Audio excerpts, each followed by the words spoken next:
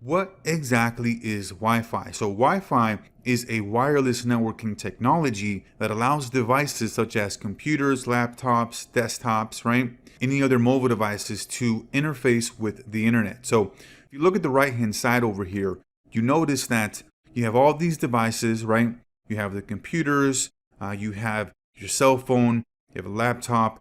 They're all connected to a wireless access point, right? Which is typically like a modem that serves as also Wi-Fi connection, which is a wireless access point that allows devices such as your cell phone. If you're walking around at home, right? You don't need to connect your cell phone through a wired cable, right, to your modem. All you got to do is sign up to the Wi-Fi and you'll have the instant access to that network. That wireless access point serves as the actual Wi-Fi connection for any other devices in the network. So just think about a wireless access point as the same thing as an amplifier, and what an amplifier does for a home stereo. It amplifies the connection and amplifies the sound. And so an access point takes the bandwidth coming from a router and stretches it out so that more devices can get on the network. And sometimes you'll just have like a wireless access point that is connected to a router, right? You'll have an actual router that you can have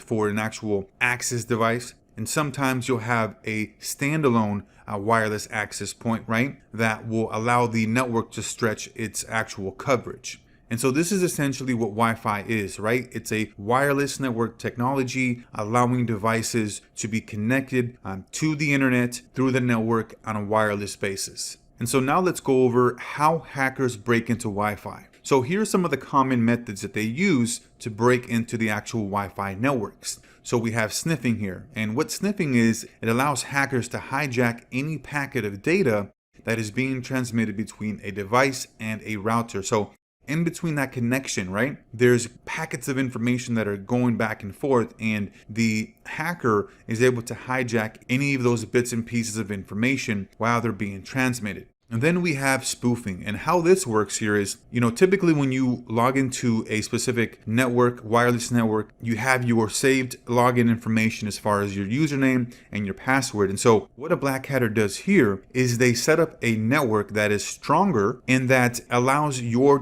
particular device to connect to whatever saved information there as far as the login, the password, right? The credentials then get saved. And so then that information is now available to that, black hatter, and then they're able to actually get the login information to the actual network that you're looking to, actually connect to. And then there's ward driving. This is where hackers are physically driving around in their car and they're spotting and looking to exploit wireless local area networks while they're driving around. And this is typically for businesses that have networks that, expand to given location, given area. These are folks that are actually driving around looking to exploit these types of networks. And then we have encryption hacking. This is where hackers use brute force on the router in a bid to crack its decryption key. And then finally here we have brute force. I really want to give you a full explanation here what brute force is. This is the equivalent of trying every single key on the key ring and eventually finding the right one. So let's say you have a set of numbers that you're working with, 1 through 10. Brute force is essentially where you're going through each and every single combination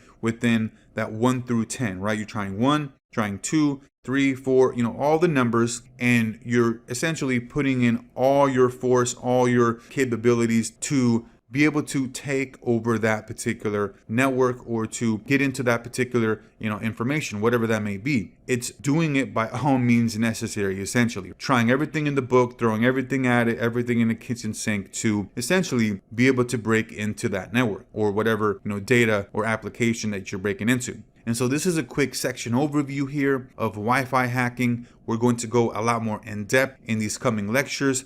Anthony's going to walk you through a lot more examples, but this is more just a quick overview of understanding at a foundational level what Wi-Fi is and what are some of the common methods that hackers use to break into Wi-Fi. So that's going to be here for this one, and we'll see you on the next one.